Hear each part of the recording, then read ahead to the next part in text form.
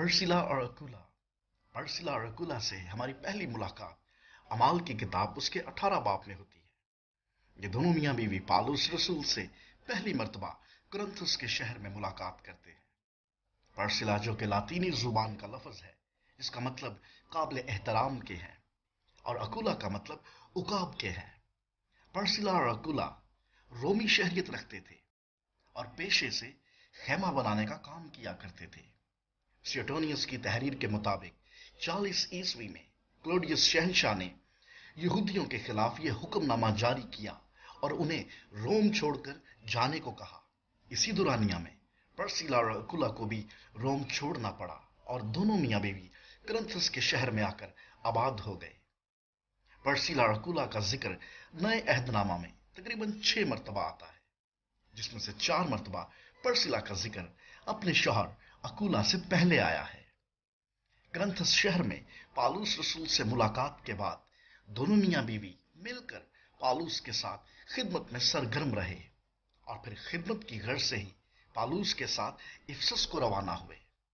پالوس کے چلے جانے کے بعد بھی پرسیلا اور اکولا افسس میں خدمت کرتے رہے اور اپلوس جیسے زبردست خادم کو مسیح یسوع کی بابت تعلیم دیتے رہے۔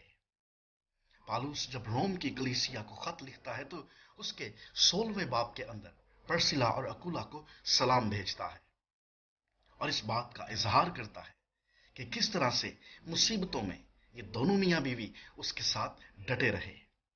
اس خط میں پالوس رسول روم کی کلیسیا کو بھی سلام بھیجتا ہے جو کہ پرسیلا اور اکولا کے گھر میں تھی۔ اس کا مطلب کہ افسس میں کلیسیا کے کام کو انجام دینے کے بعد پرسیلا اور اکولا دونوں واپس روم گئے اور روم میں کلیسیا کی بنیاد ڈالی۔ پرسیلا اور اکولا نے جس جذبے سے افسس اور روم میں خدمت کو جاری رکھا وہ یقیناً قابل تعریف ہے۔ انہوں نے ثابت کیا کہ خداوند کے گھر میں مرد اور عورت مل کر خدمت کے کام کو انجام دے سکتے ہیں۔